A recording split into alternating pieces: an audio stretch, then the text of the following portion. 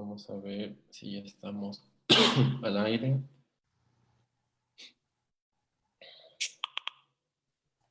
Aquí en la pantalla dice que ya estamos live en Facebook, Ya por si acaso. estamos, efectivamente. Ya, hagamos unos 5 minutos, hasta las 5:05. Esperemos un Ya. cachín para que la gente se vaya conectando. Eh, y vamos viendo cómo.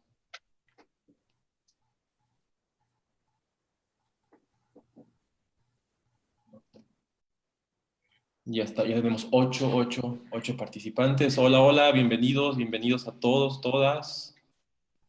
Esta es la última chasqueada de nuestro primer ciclo. Estamos dando una tolerancia de 5 minutitos para que más gente se conecte antes de dar inicio.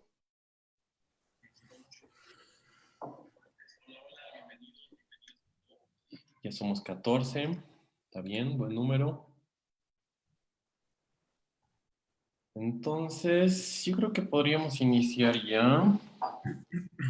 Ya, iniciamos. Yo creo que estamos con un buen número, estamos con 20 personas.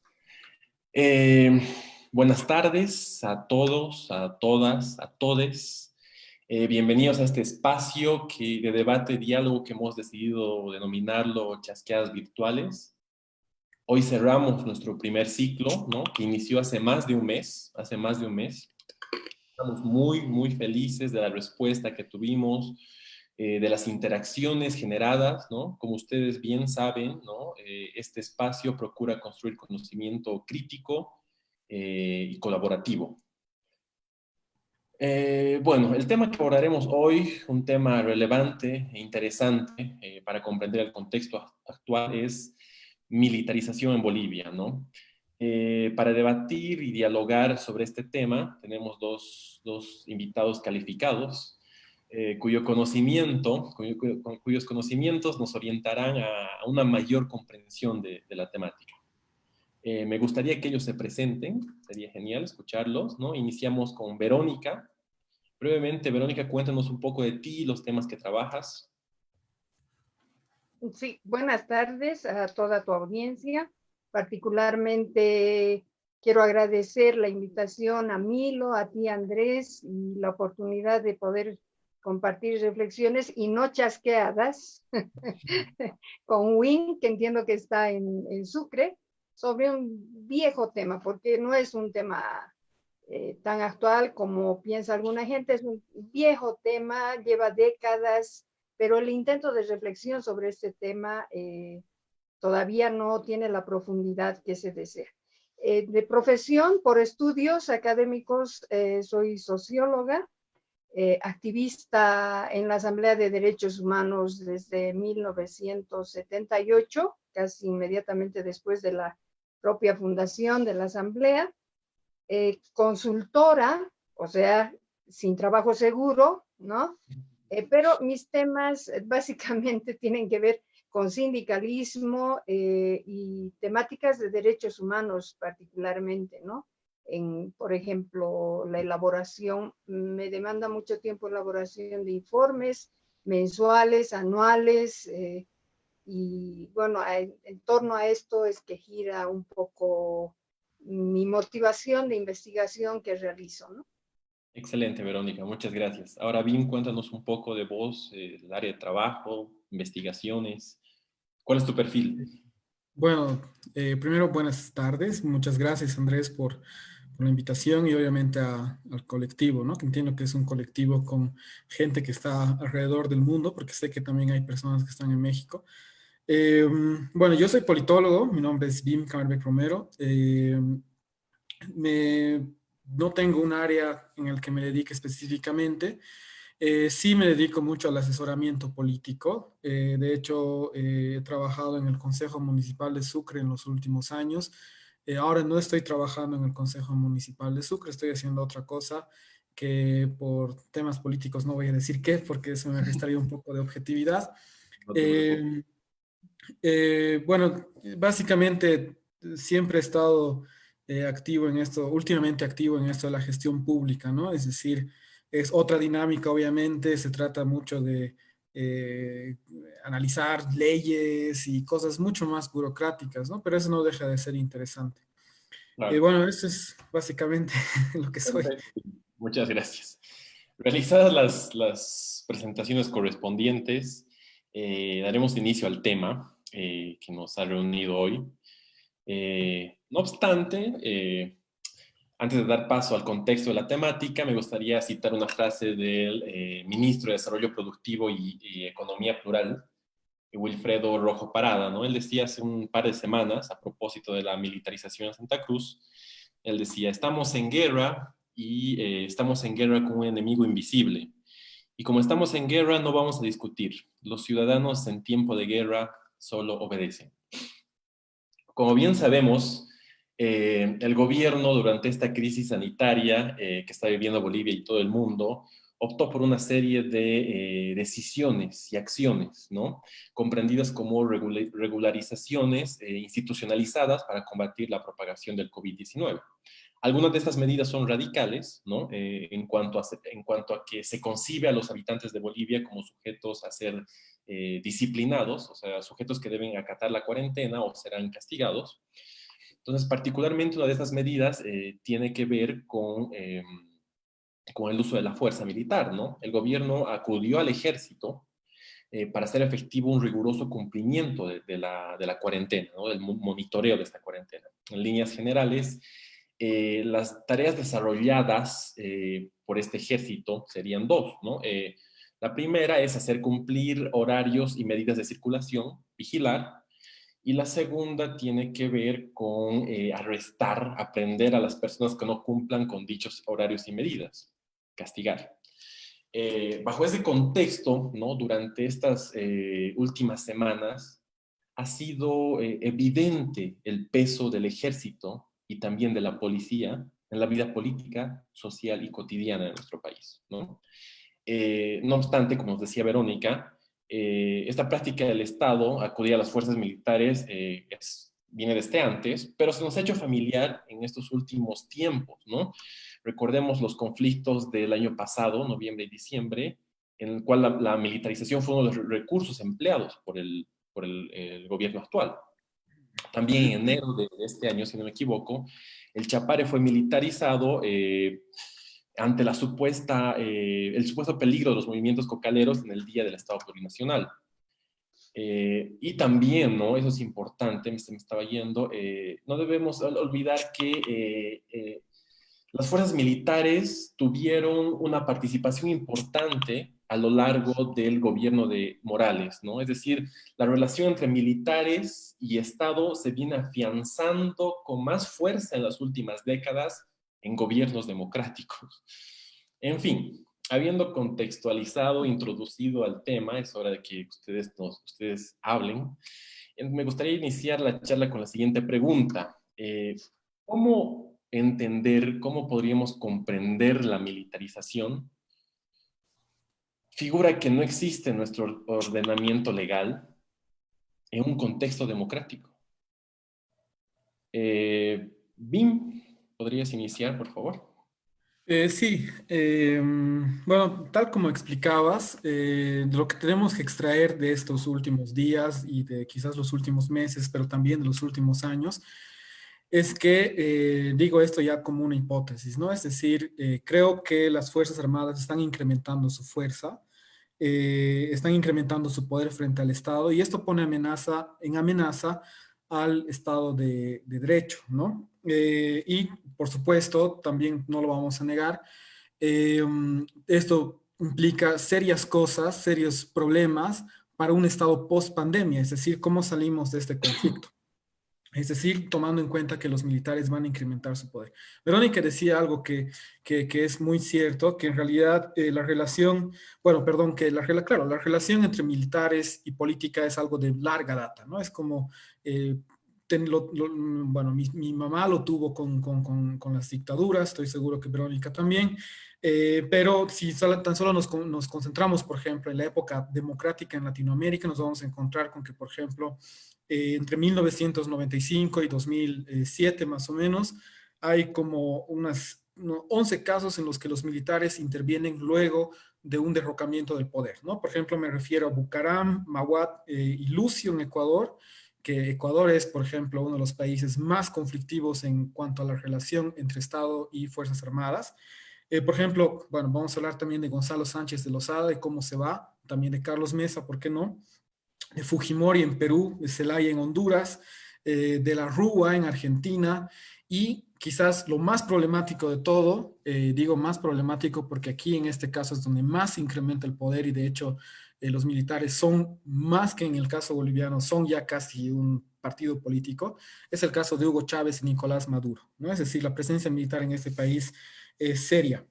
Y por militarización debemos entender también que militarización debemos entender las actividades de las Fuerzas Armadas que están fuera de lo legal o constitucional, ¿no? Entonces, no solamente se trata de que o sea, tendríamos que pensar también si es que el patrullaje que hacen las Fuerzas Armadas tiene algunas consecuencias sobre la constitución de las Fuerzas Armadas como tal.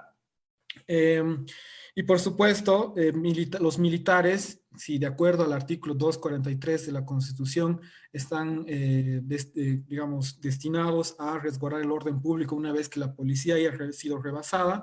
O lo que vamos a ver, como bien decía Andrés, es que en el gobierno del MAS, muchas veces esas funciones de resguardo de la seguridad pública una vez que la policía ha sido rebasada, ha sido tergiversada, ¿no? Por ejemplo, vamos a ver a los militares horneando pan en el 2013, si no me equivoco, cuando los panaderos entran en conflicto en el Alto.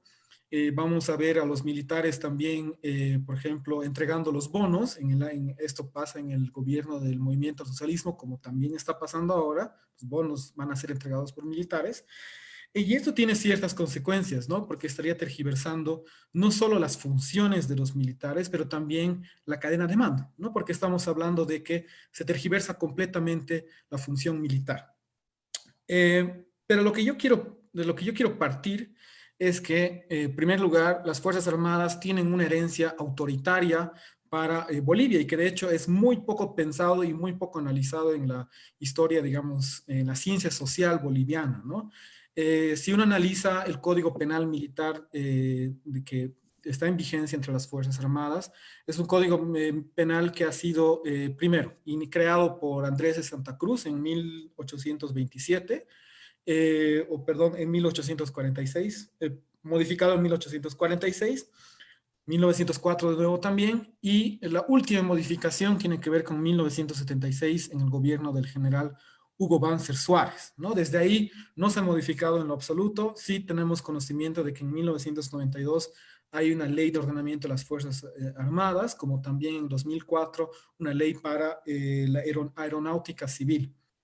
En otras palabras, hablamos de una herencia autoritaria, pero también, como bien decía Verónica y como bien decías Andrés, de relacionamientos, digamos, muy cercanos entre el Estado y los militares, ¿no? Sea para preservar el poder o sea porque a los militares se les ha dicho o a ellos han encomendado una tarea que es, digamos, restablecer un orden, ¿no? Aunque también hay que ver qué clase de orden es ese que se restablece. Entonces, tendríamos que preguntarnos, digamos, todo este contexto, si estamos hablando de un enclave, digamos, autoritario, porque es un enclave donde donde se actúa muchas veces fuera de la ley, porque tienen su propia justicia y ciertas reglas propias.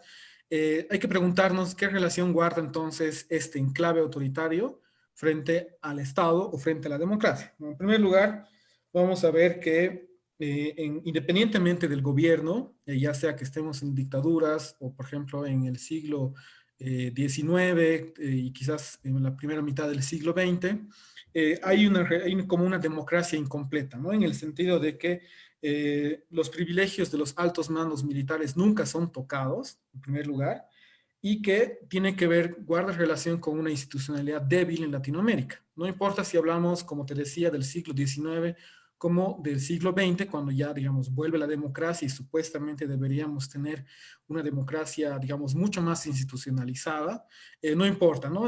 Los altos mandos militares, como, digamos, la constitución misma de las Fuerzas Armadas, siempre permanece inalterada. Y claro, tiene que ver, como te decía, con que las Fuerzas Armadas tienen un enclave autoritario, una herencia autoritaria, pero por otro lado también con una actitud sumamente pragmática de los militares con los gobiernos de turno. ¿no? Y esto quiere decir, por ejemplo, que para mantener el poder, y esto Evo Morales lo reflejaba muy bien de la mano de Juan Ramón Quintana, los militares se vuelven pragmáticos, son cooptados por el poder, y esto tiene una consecuencia muy directa y muy notoria, que es que se resta la neutralidad política a los militares.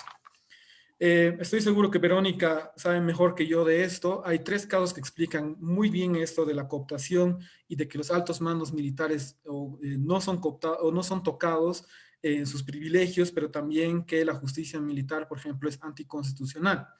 Por un lado, por ejemplo, tenemos el caso Díaz Bustos, ¿no? De objeción de conciencia. Esto pasa en el 2000, un chico testigo de Jehová no quería hacer el servicio militar y acude hasta la CIDH, y en el 2005 se le entrega la libreta militar. Pero lo que nos muestra es que, digamos, los militares tratan de meterse en otros ámbitos que no les competen, ¿no? Respecto a la justicia. En segundo lugar, tenemos el caso de Grover Poma en el 2011, cuando, con la excusa de que la justicia militar no tenía que ser intervenida por la justicia formal, eh, los altos mandos militares buscan que no se investigue esto, ¿no? Entonces entra la Defensoría del Pueblo, entra también Derechos Humanos, y bueno, en 2015, si no me equivoco, 8 tipos son sentenciados. Y por último, el motín militar del 2014, y este es el, creo, mejor caso que ejemplifica por qué las Fuerzas Armadas no son democráticas, cuando los señores Johnny Hill, Lorgio Cartagena y Freddy Sucojayo son enjuiciados, o bueno, no son enjuiciados, pero son sentenciados por sedición, motín y rebelión, por pedir descolonización en las Fuerzas Armadas, ¿no? ¿Qué tiene que ver la descolonización en las Fuerzas Armadas? Que lo que ellos pedían es que se acabe lo de separar a los militares bajo criterios raciales, es decir, los que tenían ciertos apellidos y cierta estatura y ciertos rasgos somáticos eran apartados a una cierta escuela, mientras que los demás, es decir, los altos mandos militares, tenían acceso a seguridad social, vivienda y un buen sueldo, pero más que todo es que, digamos, cuando hablamos de justicia militar, eran los altos mandos militares los que formaban, los que eran juez y parte en una justicia, en un fuero militar. Eso es sumamente anticonstitucional, pero también nos muestra un carácter anticonstitucional y en todo caso autoritario, ¿no? Dentro de un enclave.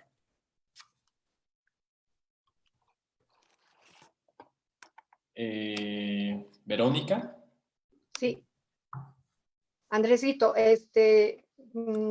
tomando lo que tú decías al principio sobre las declaraciones del ministro de Defensa, creo que decías, es que la verdad es que a veces cuando escuchas a las declaraciones de las autoridades nacionales, parece que no estuvieran hablando civiles, sino ultra militarizados y uniformados, porque es un lenguaje absolutamente, desde mi punto de vista, agresivo, intimidante, y no guarda relación con lo que necesitamos, ¿no? Que es más bien tranquilizarnos un poco y transitar por el camino de la reflexión, más bien que de líneas que nos oriente mejor a ver cómo salimos de estos entuertos, ¿no? Hay miles de excusas, tú bien decías, miles de excusas, las más increíbles incluso a veces,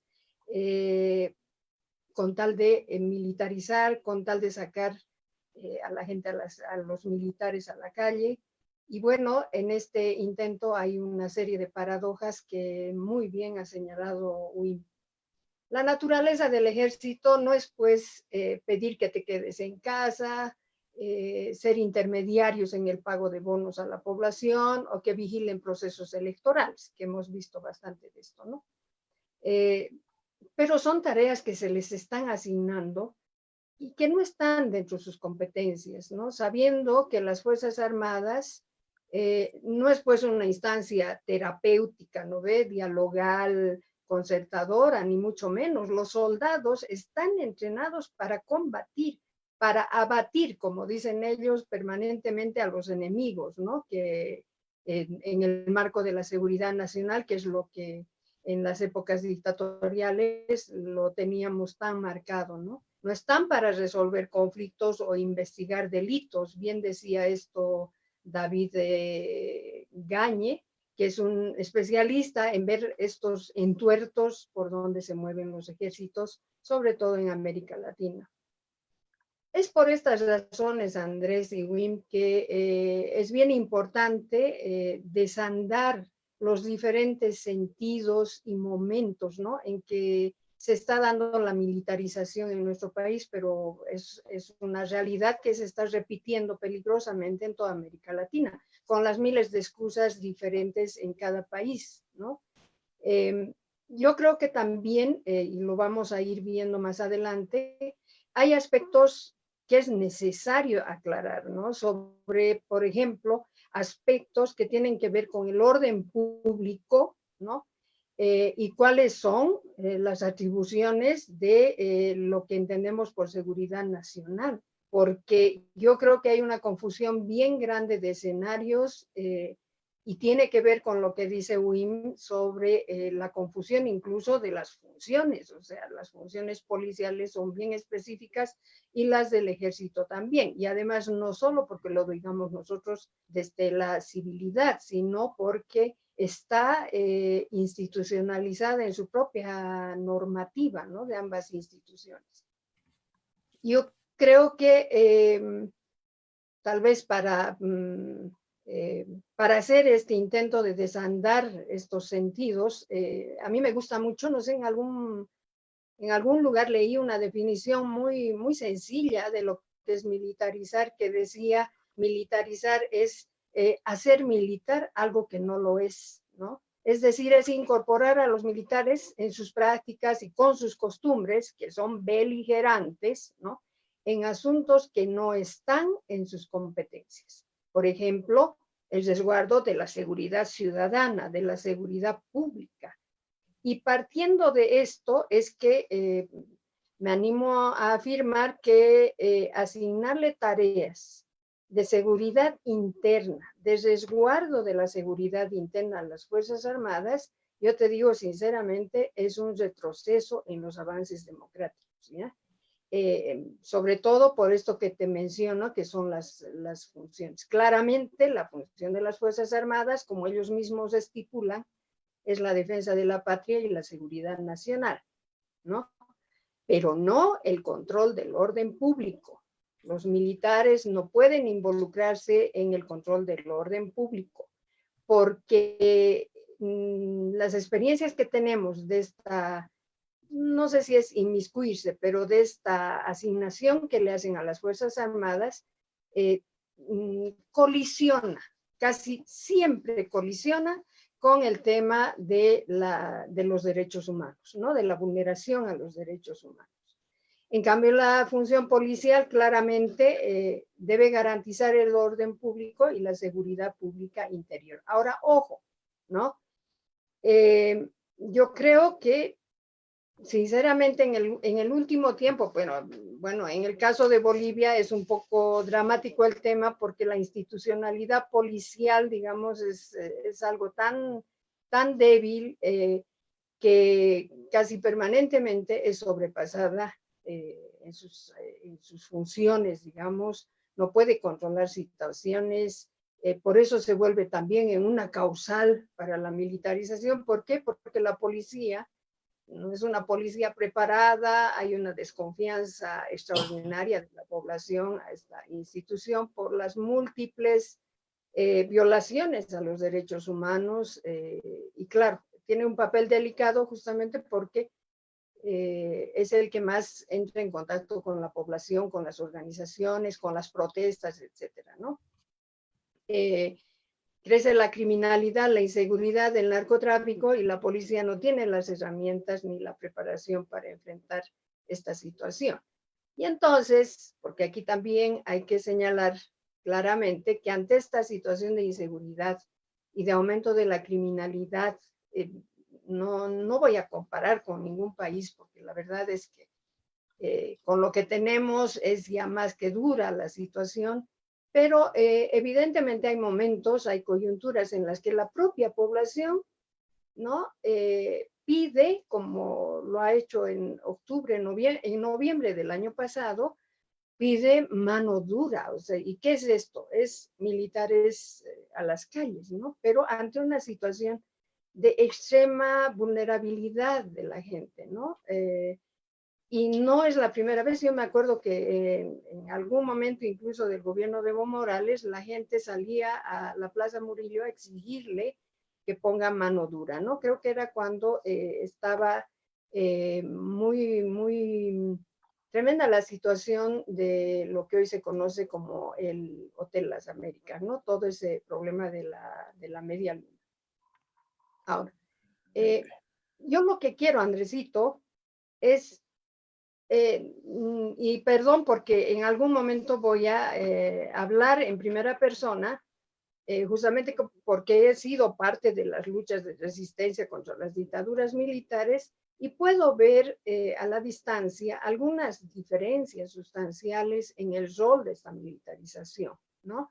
La militarización en la época de las dictaduras claramente era la llegada de los militares al poder por la vía de las armas en un rol absolutamente político, ¿no?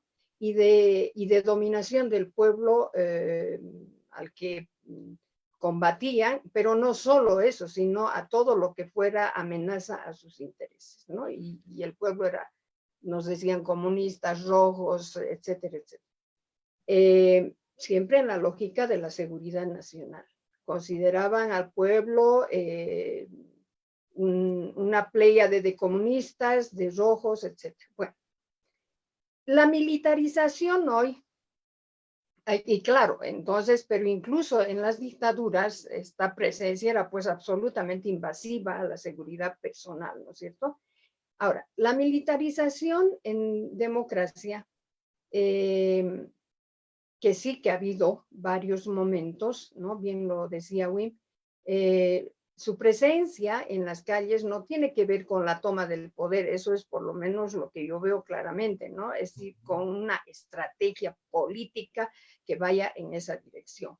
Pero sí que puedo percibir, por lo menos ver 3 o 4 formas de estar en las calles de parte de los militares. Una primera tiene que ver por ejemplo, lo que decía Wim, pues, o sea, cuando los militares hacen presencia como intermediarios en los pagos de los bonos, por ejemplo, ¿no?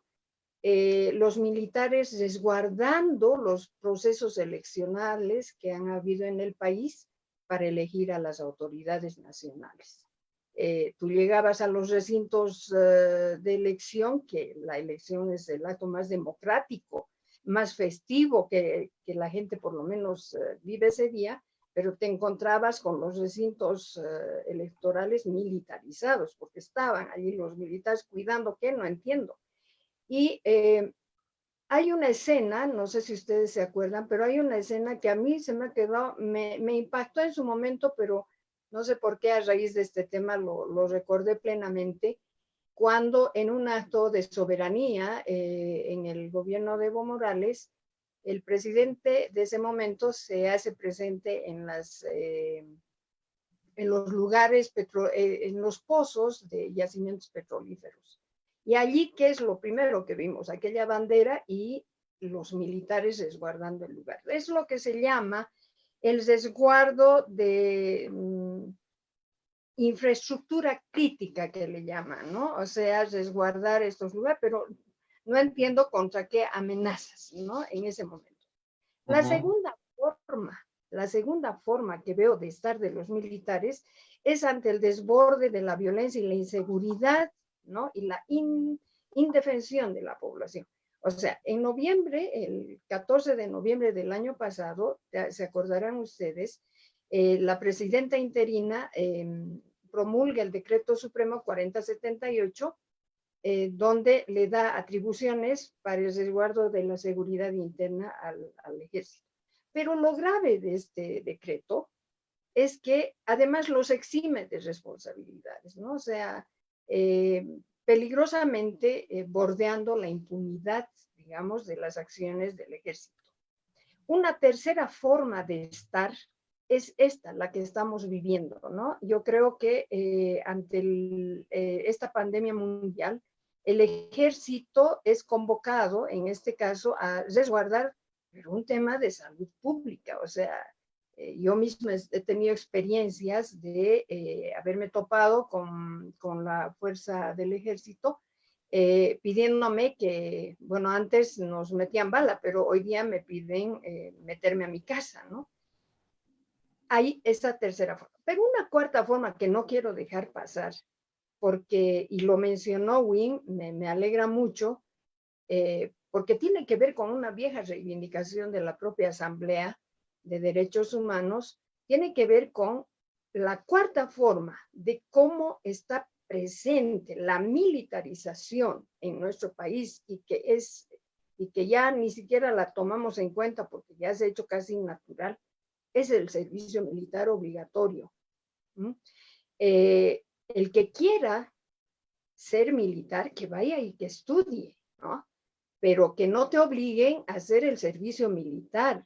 Y por eso bien decías, Wim, el caso Bustos ha sentado un precedente extraordinario. O sea, nosotros particularmente, yo digo a la gente, a los jóvenes, no vayan al servicio militar, porque la Asamblea tiene varias denuncias, no sé, son 11, 12 denuncias de conscriptos que han encontrado, en vez del amor a la patria, han encontrado la muerte y han salido en cajón.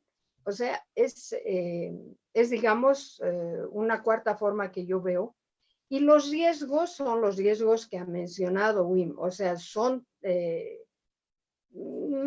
digamos, violación a derechos humanos por el exceso, abuso del uso de la fuerza, la gobernabilidad democrática, con la militarización lo que hace es abrir las puertas para una manipulación política del ejército, y tal vez para mí lo más importante, porque nuestra cotidianidad nos tiene muy de cerca con estas problemáticas, me causa ruido porque la militarización lo que hace es revertir varios logros en temas de seguridad ciudadana. O sea, en estos años de democracia, muy lentamente, por supuesto, pero se han hecho unos avances, por ejemplo, en temas de reformas penitenciarias, y eso que sigue siendo las cárceles el tema número uno de la vulneración de derechos humanos,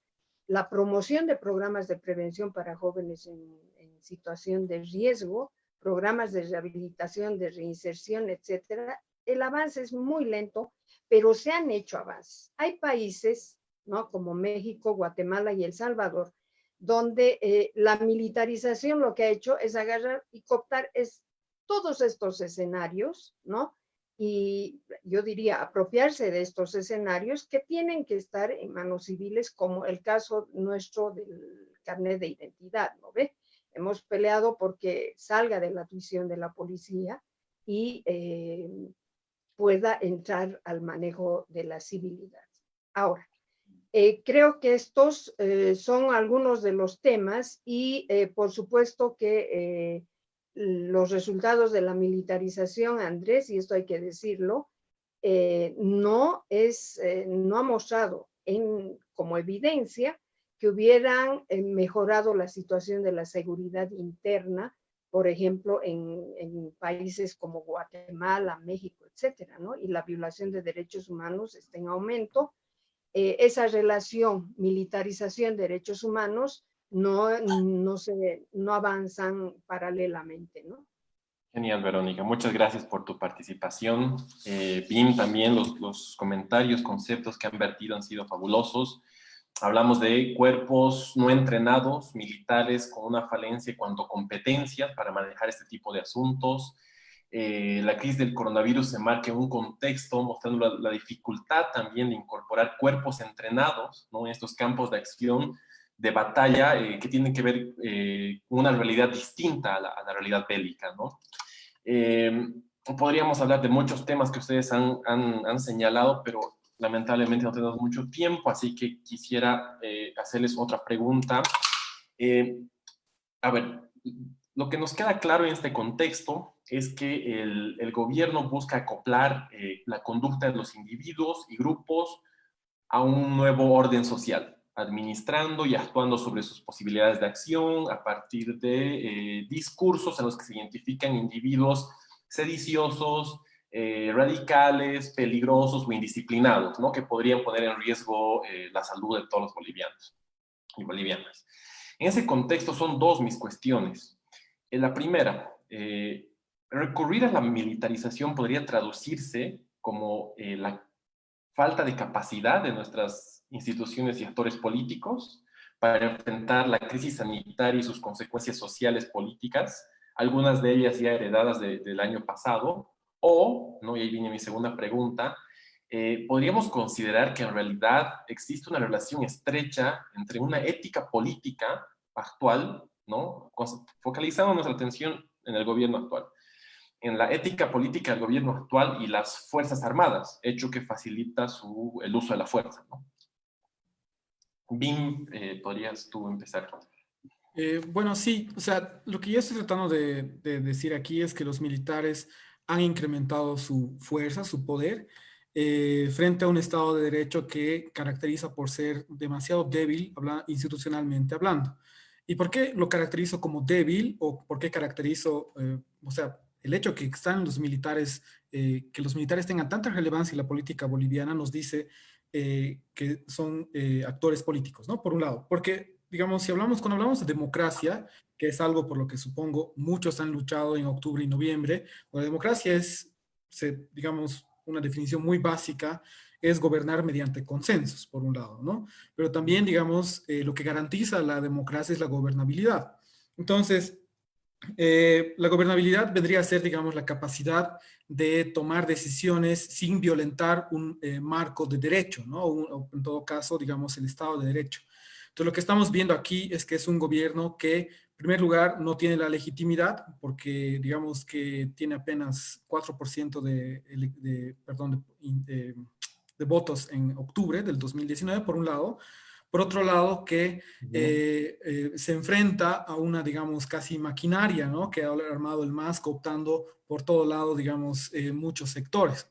Y claro, la gobernabilidad del gobierno, valga la redundancia de Áñez, está sumamente cuestionada porque no tiene el fortalecimiento, digamos, político-institucional que habría tenido el MAS. ¿Y a qué me refiero con esto? Con que, digamos, no tiene la presencia territorial que el MAS sí habría tenido a través de la cooptación de ciertos actores políticos. Entonces, ¿cómo puede revertir este gobierno esa falencia? Es decir, ¿cómo puede, digamos, llegar más allá de lo que de aquellos que le hacen eco, digamos, a Yanine Áñez? Bueno, tiene que ver con la militarización, ¿no? Es decir, la presencia del Estado a través de los militares en regiones donde, digamos, el Estado no tiene legitimidad. Entonces, es decir, el fortalecimiento está sumamente cuestionado, pero hay que hacer también ciertos apuntes. En primer lugar, lo que tenemos que hablar es que el poder de las Fuerzas Armadas se ha incrementado. Si hacemos una revisión, por ejemplo, el presupuesto con el que cuentan los militares es sumamente preocupante. En primer lugar, porque digamos que en los gobiernos neoliberales se había reducido casi a 2/3 el presupuesto con el que contaba las Fuerzas Armadas en Bolivia. También se les había quitado muchas de las empresas con las que trabajaban. Si uno hace un análisis de más o menos el 2000 aproximadamente hasta el 2019, el incremento de los gasto militar es aproximadamente 125%. Obviamente hay que hacer algunas diferenciaciones aquí. En primer lugar, los militares han venido quejándose por muchos años de que no tienen el armamento sofisticado como para enfrentar, digamos, sus funciones de resguardo, ¿no? Entonces, en el MAS se les ha dotado, por ejemplo, de insumos, se les ha dotado de viviendas, se les ha dotado de cosas que no tienen que ver con armamento. Eso por un lado, hasta, digamos, octubre del 2019. Sin embargo, si ya vemos un incremento del 125% en presupuesto, lo que también tenemos que, y bueno, hay que tomar en cuenta que las Fuerzas Armadas representan alrededor del 2% del gasto en el presupuesto general de la nación, ¿no? O sea, es casi nada, es uno de los más bajos de la región. Pero aquí hay que sumar algo más. A pesar de este presupuesto que está destinado a los militares, si no me equivoco, en noviembre, el gobierno de Yanine Áñez destina aproximadamente 34,7 millones de dólares, ¿no? Para funciones de seguridad. Y claro, aquí hay que tomar en cuenta algo que decía muy bien Verónica. Hay como una estrategia que no solo tiene que ver con el coronavirus, sino también con el enemigo que acecha, entre comillas. No quiero defender al MAS, yo no tengo nada que ver con el MAS, pero digamos que la estrategia es que hay como una guerra, ¿no? Y que siempre nos están atacando y que en nombre de una estabilidad, primero política, pero además, por ejemplo, una estabilidad, bueno, no sé cómo decirle, pero digamos que en nombre de atacar una crisis en el sistema de salud, es que todo vale, ¿no? Este tipo de estrategias siempre funcionan a gobernantes que se encuentran en crisis. Por ejemplo, a Fujimori le funcionaba muy bien cuando Fujimori tenía que enfrentarse al Sendero Luminoso, al terrorismo, al narcotráfico. Le funcionaba muy bien porque cualquier tipo que se le oponía en la asamblea ya era tachado como sedicioso o terrorista, ¿no? Entonces, son estrategias que funcionan muy bien para darse legitimidad a un gobierno que no tiene legitimidad. Ahora, yo quiero llamar la atención sobre lo siguiente, ¿no? De que si el poder de los militares se ha incrementado económicamente hablando, pero además cooptados por el MAS en estos últimos años, porque no olvidemos, es, digamos, o sea, en el 2010, por ejemplo, el eslogan de los militares cambia a Patria o muerte venceremos, y en el 2016 se funda la Escuela Antiimperialista Juan José Torres, ¿no? Donde además se impartían clases como geopolítica del imperio, si no me equivoco, o algo así. Ok, si tomamos en cuenta que los militares son cooptados por el MAS y que ahora no están cooptados, pero que sí ha incrementado su fuerza también, pensemos en el estado post-pandemia, ¿no? Es decir, ¿qué va a pasar cuando esta cuarentena o este confinamiento pase? Lo que nos va a quedar es, en primer lugar, necesitamos mucha más vigilancia, es decir, un estado que pueda, digamos, tener en cuenta, o en todo caso tomar en cuenta todos los flujos, ¿no?, que se están dando en su territorio, y sabemos que es un estado que no tiene presencia territorial porque no la tiene, y que los militares les sirven muy bien para eso. Si tomamos en cuenta este hecho, vamos a ver que lo que pasa en los próximos años o en los próximos meses de no existir una reforma es una presencia muy fuerte de los militares en temas de vigilancia estatal.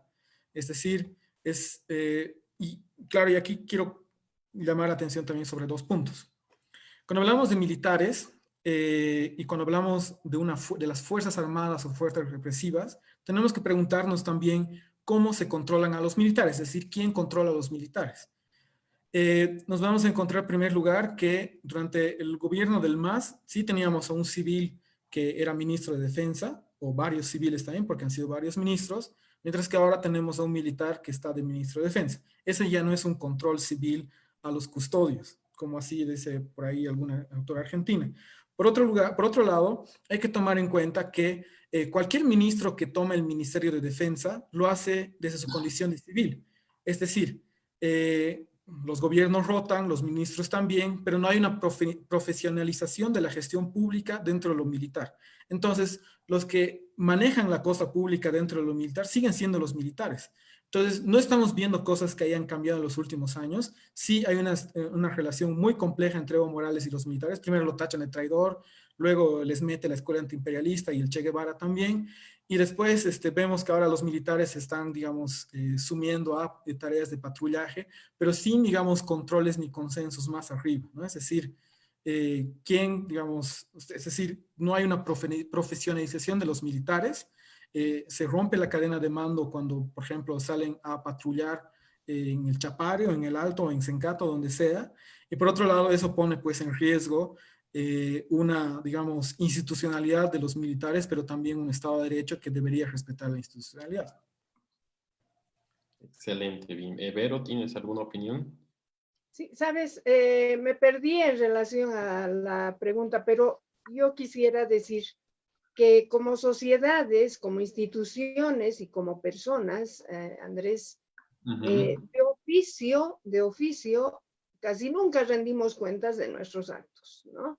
Y es aquí donde me preocupa a mí cómo arrastra la institución militar esta rendición de cuentas, estas cuentas pendientes con el pueblo boliviano. Estoy hablando ya desde la óptica de una activista de los derechos humanos que permanentemente estamos reclamando nosotros, y lo hicimos de manera sostenida durante el gobierno de Evo Morales, es ¿Y qué pasó con los desaparecidos? ¿Dónde están? ¿Dónde están aquellos que salieron de sus casas en épocas de dictaduras militares y no llegaron hasta hoy? ¿Sí?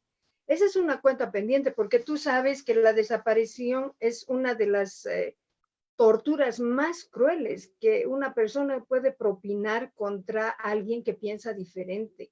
Entonces, no quiero perder la oportunidad aquí de darles voz, porque son parte de las cuentas pendientes. Y ahora, porque hay una tendencia que a mí me parece hasta perversa, Andrés, de decir las Fuerzas Armadas, los héroes, ¿no? De este tiempo, los médicos los héroes, los no sé qué los héroes, cuando en realidad todos están haciendo lo que tienen que hacer, nosotros también, o sea, desde el hecho de quedarnos responsablemente dentro de casa, digamos, en relación a la pandemia.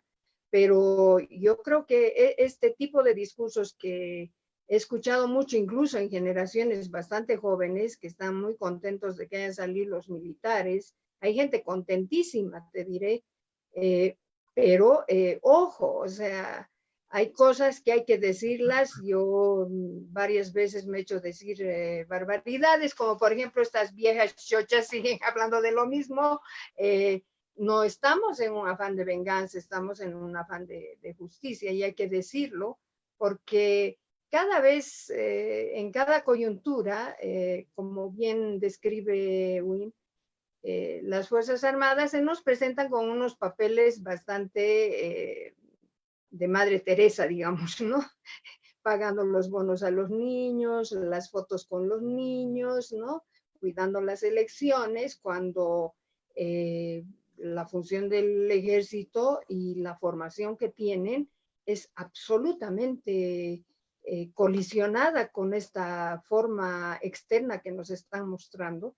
Y bueno, alguien tiene que decir que hay cuentas pendientes que tienen que nos deben a la sociedad, que le deben a muchas familias de las épocas dictatoriales, pero también pedir mucha más mesura en este sentido a las autoridades, porque no pueden dar otra vez y mediante decreto leyes de impunidad para matar, porque al final se reduce a eso. Nosotros tenemos imágenes de cómo torturan a la gente en los cuarteles, etcétera, y estas cosas no pueden repetirse. Y es parte, ¿no?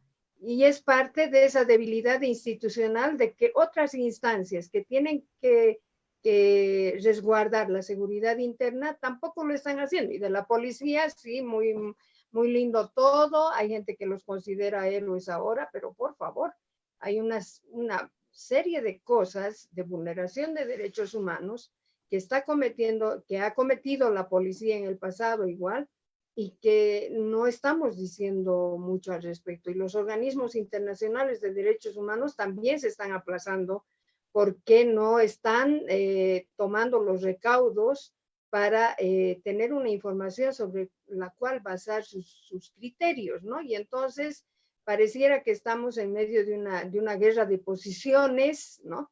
De ahora la actual presidenta es la enemiga fundamental, y antes lo era Evo Morales, y antes lo era no sé quién.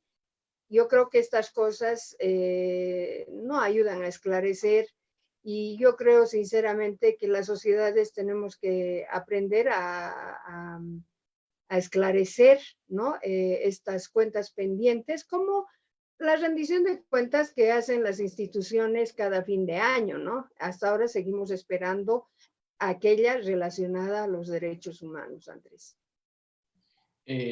Interesante este último punto que tocas, Verónica, y ahí va una pregunta que estaba esbozando. Existe un proceso de naturalización de las jerarquías del Estado y de sus atribuciones que buscan disciplinar a los sujetos, que tiene que ver con estas operaciones de subjetivación para la creación de lo que Foucault llamaba sujetos gobernables. Y en función a esto, durante varias charlas que yo tenía con con compañeros, ellos me decían, me preguntaban, y si no hubiera sido la militarización, porque el militar, la Fuerza Armada se les presenta como natural, como parte del eje, como parte de la cadena de mando, tal vez, ¿cuál hubiera sido otra salida? Entonces, esa pregunta quisiera yo extendérselas a ustedes, ¿no? Porque hay una mirada también en la que toda esta jerarquía y todos estos aparatos represores se nos presentan como naturales, como algo obvio, como algo que ha estado siempre, y más allá de eso no hay un umbral más allá para pensar en eso, ¿no? Entonces, quisiera tal vez cuál es su opinión, ¿no? Sobre esta pregunta, para que también un poco orientemos a las personas a que existen otras alternativas, ¿no? O no. Bim, tal vez tú podrías empezar. Claro, a ver, yo quizás mi solución es muy de politólogo, ¿no? Y me disculpo porque tal vez es muy simplista, pero el momento por el que estamos pasando nos refleja una muy débil, digamos, voluntad política por, digamos, solucionar conflictos de manera, o por el uso de la razón, ¿no? Es decir, eh, lo que pienso es que aquí la figura del partido debería ser vital, ¿no? El partido, por ejemplo, que negocia con sus bases y que negocia que sí, que aquí tienen que acatarse ciertas cosas en nombre de un orden o de cierta paz o de cierta estabilidad o de cierta gobernabilidad. Lo que es preocupante, y ahora ya que apunto partidos, es que, por ejemplo, según el Latino Barómetro, hasta el año pasado, los partidos políticos eran menos populares que las Fuerzas Armadas y las fuerzas policiales en Latinoamérica. Es decir, digamos que los militares tenían una popularidad entre el 48 y 50%, los policías entre el 36% y 40% más o menos, pero los partidos políticos estaban muy abajo. Y eso tiene que ver con que muy probablemente en los últimos años de democracia, digamos, relativamente estable, yo digo relativamente estable porque no hemos tenido golpes de Estado ni, digamos, irrupciones violentas de los militares en la política, irrupciones violentas, cabe aclararlo. Eh, si bien no hemos tenido eso, sí nos ha mostrado que no, que al menos en la democracia boliviana tenemos un constante concentración del poder en una figura. No importa si es Evo Morales, no importa si es Yanine Áñez, no importa quién sea y en qué nivel del Estado, siempre se tiende a un hiperpresidencialismo o bien decisiones concentradas en el Ejecutivo. Y esto es bien llamativo porque cuando hablamos de fuerzas represoras, sean militares o policías, estas decisiones, digamos, concentradas en el Ejecutivo, se hacen uso de las fuerzas represoras para incluso, por ejemplo, por un lado, ampliar su presencia estatal, pero por otro lado también, digamos, irradiar conceptos mucho más ideológicos, ¿no? Es decir, hegemonía, por ejemplo, como en el caso del MAS. De lo que se trata es que ahora más que antes deberíamos recurrir a la figura del partido. ¿Y por qué digo esto? Por ejemplo, cuando hablamos de militarización en Chapare, que es el mejor tema para debatir con amigos en Facebook, eh, hablamos generalmente sobre un ministro de defensa, perdón, de un ministro de gobierno como Arturo Murillo, que siempre lanza acusaciones provocadoras, contra el MAS, contra los terroristas, contra los narcomasistas o narcoterroristas, no importa cómo, pero lo que nunca escuchamos de él, justamente, de un ministro de gobierno que luchaba por la democracia y en contra del autoritarismo, es sentarse, por ejemplo, con los líderes de los partidos para, digamos, buscar soluciones mucho más democráticas o en el sentido de gobernabilidad y dejar, digamos, este tensionamiento del ambiente. El problema pasa, y con esto acabo, el problema pasa porque, en primer lugar, los militares, las Fuerzas Armadas como tal, deben ser neutralmente políticas, ¿no? Es decir, no deben, digamos, repetir consignas ideológicas porque son apenas un aparato del Estado, por un lado, y obviamente ellos pueden tener sus preferencias partidarias. De hecho, hemos visto a muchos militares proponiéndose como candidatos a presidentes, por ejemplo, por el ADN, ¿no? También policías, por ejemplo, en Pambol. Es decir, nadie, digamos, refuta que los militares puedan tener una preferencia política, pero como institución deben ser neutrales. Y bueno, y por otro lado, creo que los militares deben simplemente subordinarse a el Estado de Derecho. Si eso no es posible, estamos hablando de todo menos democracia. Estaríamos hablando de, por ejemplo, un autoritarismo democrático, como hemos visto en los últimos años con el MAS, o estaríamos hablando de prácticamente un gobierno pretoriano, en el sentido que los militares son los que toman decisiones. Creo que, como bien decía Verónica, lo que se trata aquí es tener mucho más control sobre los militares, ya sea en las instituciones estatales, como en el Ministerio de Defensa, ya sea además exigirles mucha más rendición de cuentas respecto a, por ejemplo, el armamento que se emplea en conflictos como el de octubre y noviembre, pero también dejar de darles más protagonismo político porque eso es simplemente contrario a un Estado de Derecho. Excelente, Vero. Andrés, yo partiría más bien de afirmar un principio y es nada justifica la violencia, las detenciones injustificadas, las torturas, desapariciones, etcétera, etcétera, por razones ideológicas o por razones que fueran, ¿ya? Yo trabajaría mucho en la iniciativa, no sé si estoy muy teñida, digamos, de una experiencia del pasado, de hace muchos años, por cierto, como es las famosas cumbres sociales, ¿no? Yo creo que hay momentos, y este podría ser uno de ellos, de una convocatoria a una cumbre social nacional, donde participen absolutamente todas las representaciones de la sociedad boliviana, ¿no? Desde los partidos, los sindicatos, las organizaciones sociales, etcétera, para diseñar una salida como sociedad. Pero eso no sería posible si no transversalizamos, lo que siempre digo cuando hago algunas charlas es sobre la base del respeto al otro, ¿sabes? El respeto a lo que decía Wim, del Estado de Derecho, a los principios democráticos, a la propia constitución política del Estado, porque mal que mal, ¿no? Es pues la cancha que ya está rayada en la que nos podemos mover y si respetamos lo que allí se estipula, seguramente vamos a convivir medianamente bien, digamos. Pero, ¿por qué este desafío, Andrés? Porque no es nada sencillo lo que se nos viene. Estamos atravesando tiempos durísimos, la situación actual de la pandemia, pero además la crisis tremenda económica que se nos viene. Y en este contexto, ¿no? ¿Qué vamos a hacer? ¿Qué van a hacer qué va a hacer el ejército? ¿Cómo va a ser la militarización?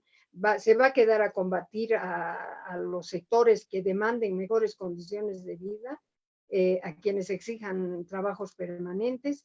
¿Qué va a pasar? O sea, estos son los temas que creo yo que deben tratarse en una cumbre social, no direccionado obviamente a la presencia militar solamente, pero por supuesto habría que limitar esa presencia. De hecho, yo planteo siempre no a la militarización del orden público, pero por ahí hay iniciativas, por ejemplo, una que a mí me parece que puede ser extraordinaria es, y que es de vital importancia, que ustedes, al igual que otras iniciativas, ¿no? Sean un puente entre este intento de reflexión académica y el debate público, por ejemplo, ¿no? A mí me parece que en vez de ser la última sesión que llevan adelante, sea el inicio de un amplio debate a partir de lo que ustedes propongan en esta línea.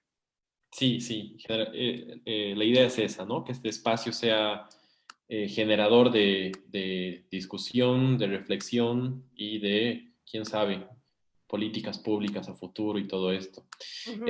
Nos acaba el tiempo. Voy a leer algunos comentarios que hicieron algunos participantes brevemente.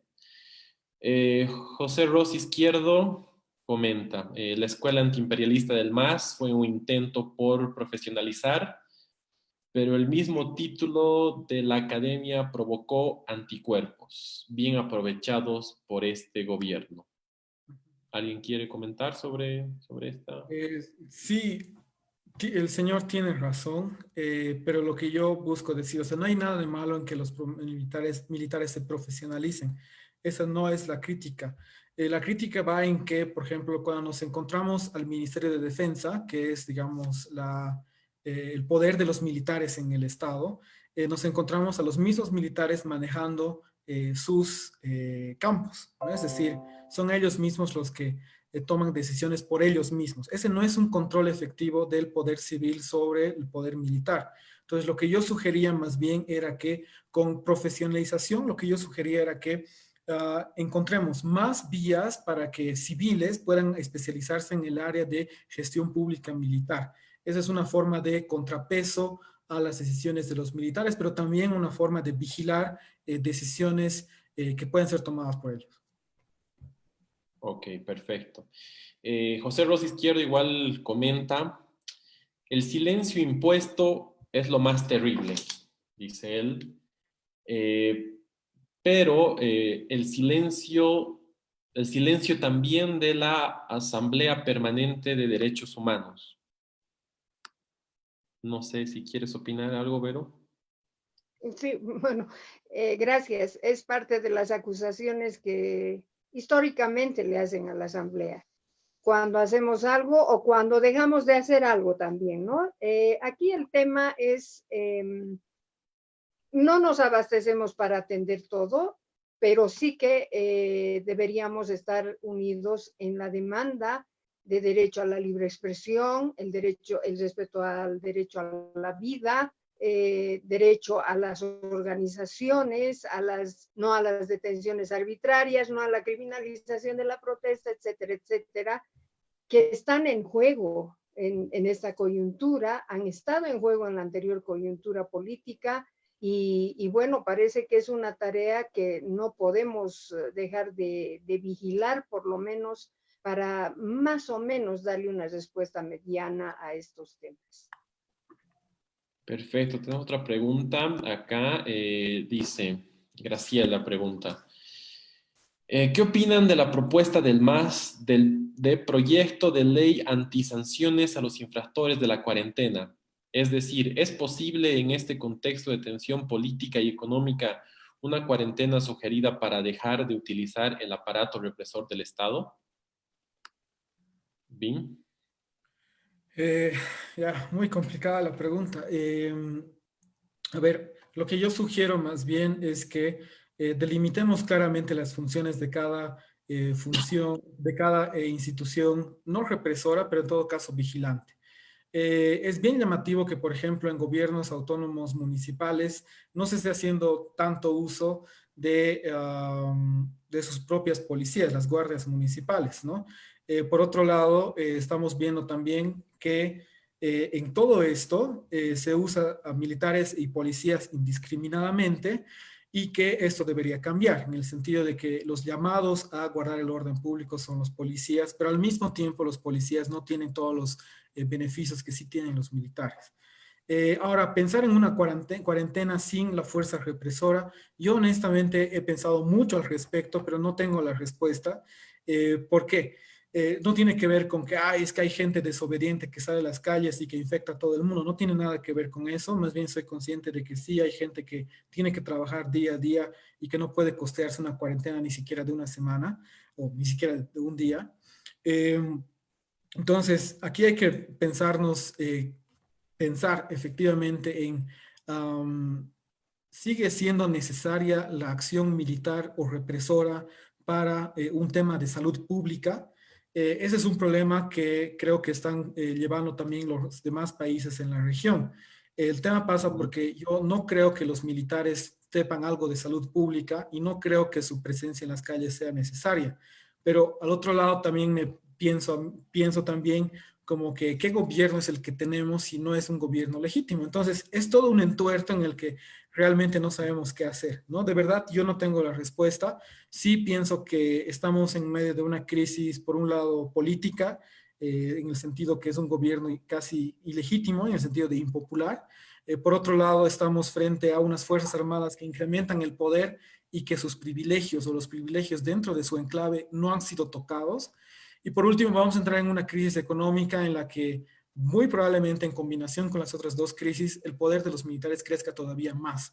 Entonces, si es que la gente tiene que estar en las calles o no puede estar en las calles y es necesaria la fuerza represora, yo no sé. Sí pienso que es necesario un gobierno mucho más planificado y no improvisado que tenga que hacer uso de la fuerza represora para que se le haga caso.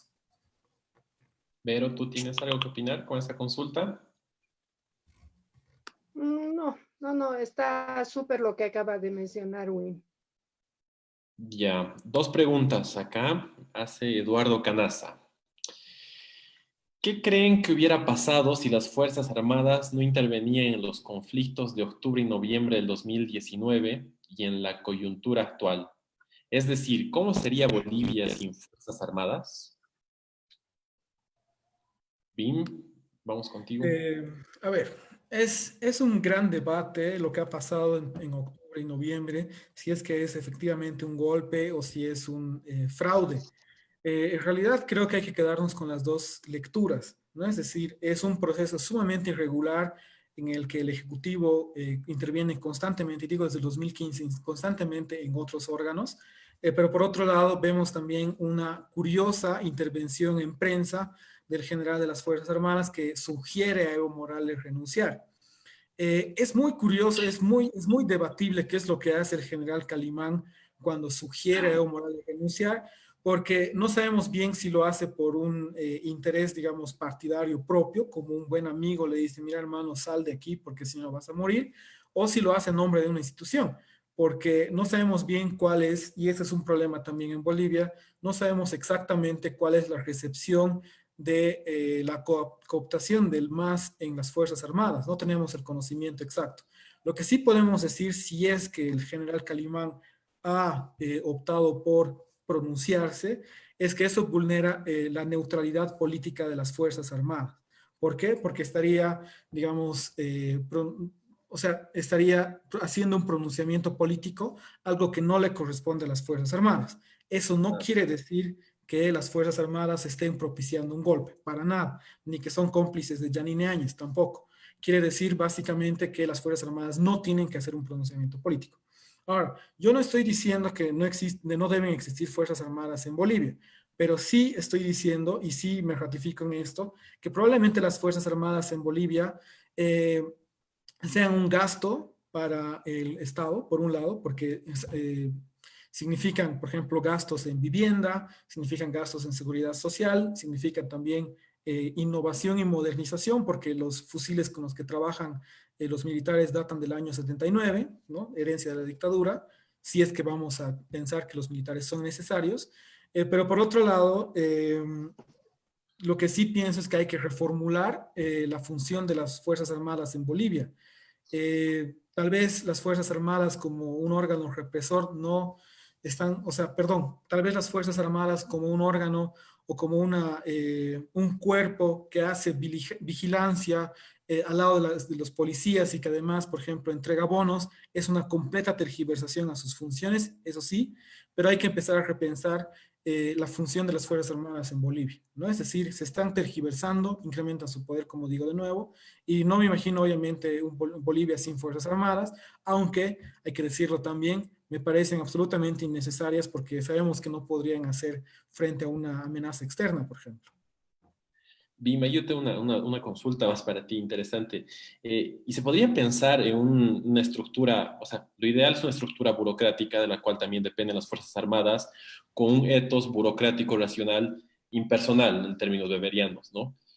Pero hemos visto históricamente que hay un etos político que se mistura y se contamina. O sea, en algún momento podríamos hablar de una estructura burocrática, en este caso las Fuerzas Armadas, sin la contaminación de ese etos político, o es imposible, o en realidad Eh, no ha existido, digamos. bueno, es una pregunta muy compleja, ¿no? Porque estaríamos hablando básicamente de cultura política y cultura política es muy complejo de analizar. Eh, lo que sí me queda es que la sociedad boliviana, cuando hablamos de militares, caracteriza porque hay muy poco control civil o político frente a los militares, ¿no? Más bien hay como un cierto miedo, digamos, a no cumplir ciertas cosas y que por tanto puedan rebelarse. Evo Morales es el mejor ejemplo al respecto. Evo Morales, digamos que cuando, por ejemplo, aparece un general en el 2004, es el general César López, que dice que la doctrina de seguridad nacional debería ser cambiada de luchar contra el narcotráfico y la delincuencia a luchar contra la pobreza y no sé qué más. Evo Morales es el mejor ejemplo porque prácticamente compra a las Fuerzas Armadas. Entonces, es muy difícil romper con ese tipo de prácticas, digamos, clientelares entre política y militares o, digamos, entre sectores sociales que se politizan, ¿no? Y que tienen una relación estrecha con el Estado. Pero por otro lado, y eso también queda claro, la sociedad boliviana también caracteriza por la falta de rendición de cuentas. Cuando hablamos de rendición de cuentas en política, hablamos por un lado de control, hablamos también de transparencia, pero también de rendición de cuentas. Es decir, accountability, ¿no? Como se dice en Estados Unidos. Vero, la pregunta que nos hizo Eduardo Canaza, ¿cómo sería Bolivia sin Fuerzas Armadas? Bueno, yo hago volar mi imaginación en este sentido. Sin embargo, quiero decirte una cosa, para mí es clarísimo que si no estaban las Fuerzas Armadas, no hubiera habido muertos en Sencata o en Sacaba. Lo que hay que sí discernir, pero seriamente, y eso es competencia académica, pero sobre todo hay estrados a quienes les corresponde hacer esto, la justicia, eh, que está en sus competencias a propósito, investigar plenamente y establecer la verdad de los hechos, ¿no? Para no dejarnos llevar con el chismerío de que pasó una u otra cosa. Claramente para mí la incursión, porque el carácter beligerante de las Fuerzas Armadas marca, de hecho por eso no salen a tirar margaritas, ¿ya? Y hay que tener bien claro el rol, la función de las Fuerzas Armadas. Por eso yo me niego a que las Fuerzas Armadas cumplan funciones que no le corresponden en este sentido.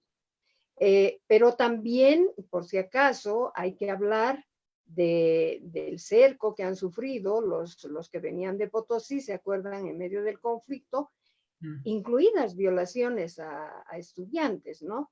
La quema de los Pumas, nadie habla de esto, la quema de viviendas, no solamente de gente aquí en La Paz, también en el interior del país, tanto del movimiento al socialismo como de la oposición.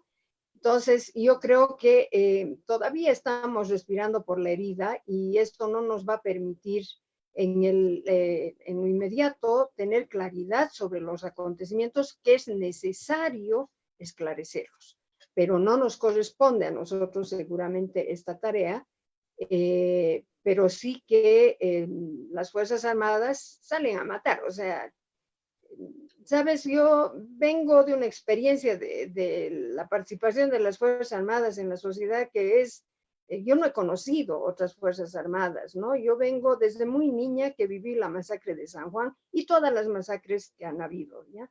Entonces, yo no conozco unas Fuerzas Armadas que vengan a disuadir, que entren en diálogo con los alzados y que se porten de una manera dialogal. No, no, no. Yo conozco unas Fuerzas Armadas que son las mismas de ahora, que cuando salen, salen a matar.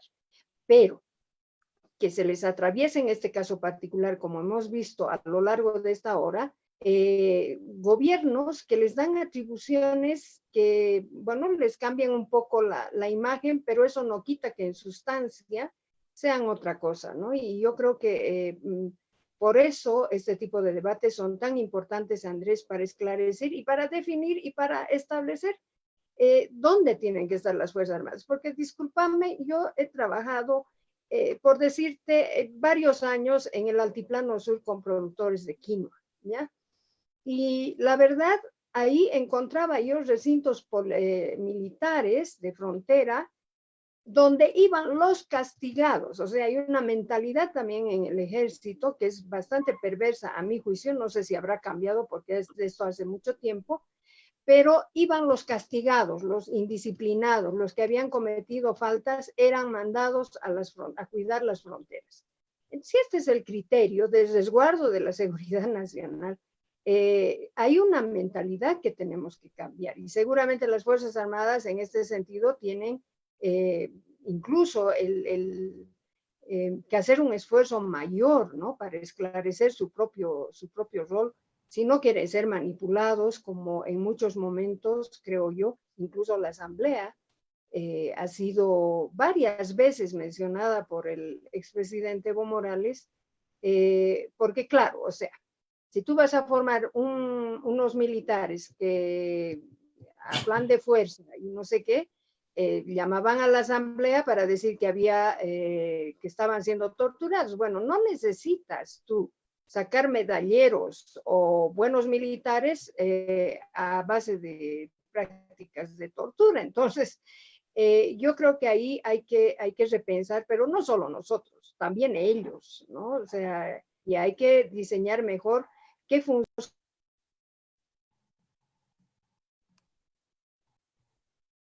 Pero creo Se que le ha me silenciado, apagó el creo. micrófono, ¿no? Sí. Pero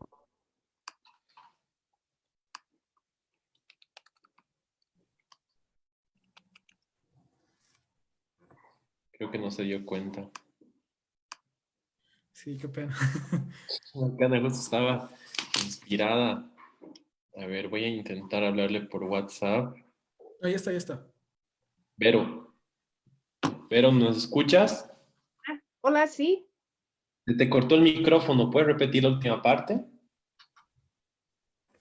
No, simplemente que no solo nos corresponde a nosotros repensar varias cosas que, bueno, han sido totalmente puestas en crisis a partir de esta nueva, de esta pandemia, digamos, sino repensar las propias Fuerzas Armadas, ¿no? El tema de la mentalidad en las Fuerzas Armadas yo creo que es un tema que no les hace bien cuando tienen ese tipo de estructura mental que castiga, mandan como castigo a cuidar el país, ¿no? Los mandan a las fronteras.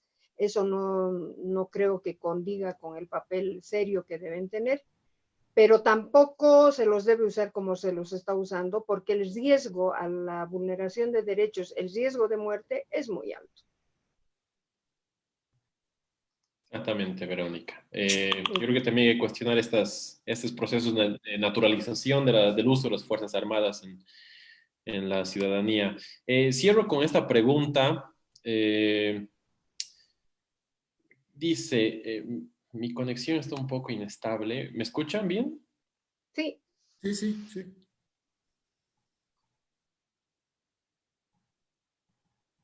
No, Ahora se ha estás con- en silencio. sí, está congelado.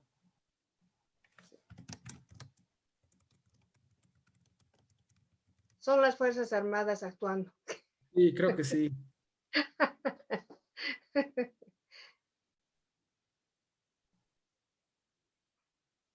Sí, no sé qué ha pasado. Pero es lo del Andrés, ¿no?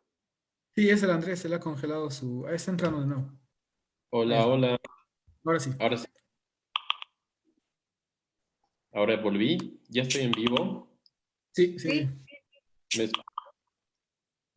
Es que Sí. el internet que tengo acá en Sucre es así, malísimo, malísimo, malísimo. Eh, bueno, cierro con esta pregunta. A ver, espero que nos dé. Eh, qué pena que BIM trate de justificar el golpe de Estado. Si Evo Morales, según él, se compró las Fuerzas Armadas, ¿por qué no lo defendieron el 10 de noviembre en vez de sugerir renunciar? Qué pena que yo justifique un golpe de Estado.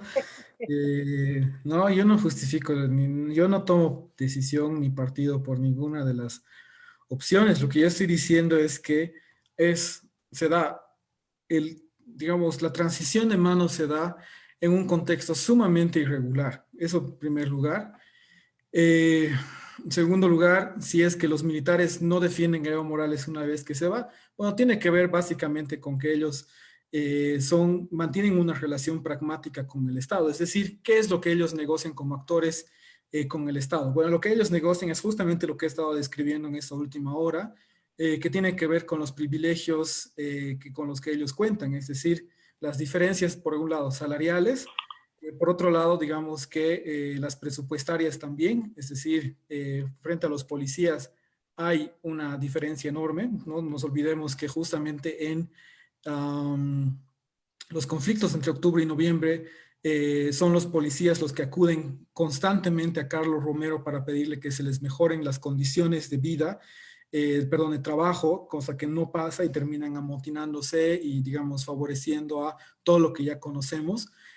Hay intereses dentro de las Fuerzas Armadas que mueven o que los mueven como actores políticos porque no quieren perder ciertos privilegios, ¿no? Entonces, aquí no se trata de que yo justifique un golpe de Estado para nada. Sí, estoy a favor de la democracia y en contra del autoritarismo, sea del movimiento socialismo como de Yanine Áñez. Eso es indiscutible. Pero creo que lo que tenemos que tomar en cuenta aquí por un ejercicio de honestidad intelectual es que los militares, independientemente de las fuerzas represoras que significan o de la legitimidad que puedan tener en la sociedad boliviana, son actores políticos que negocian cosas, cosa que no debería pasar en un Estado democrático de derecho o bajo condiciones normales. Entonces, quedémonos con esa lectura, que los militares son actores políticos y que negocian intereses. Y por tanto, si no defienden a Evo Morales, está muy bien, no lo defendieron por una cuestión de pragmatismo, que el pragmatismo, no nos olvidemos, también es una condición de hacer política. Genial, Bim. Bueno, el internet que tengo es malísimo, ya no da para más. Muchas gracias. Gracias, Vero. Gracias, Bim. Nos despedimos. Ha sido un placer tenerlos, cerrar con ustedes esta primera rueda de chasqueadas.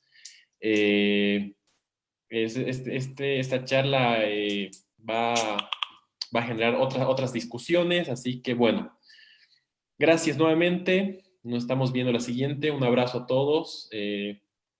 Enseguida estamos con la auto chasqueada. No se la pierdan.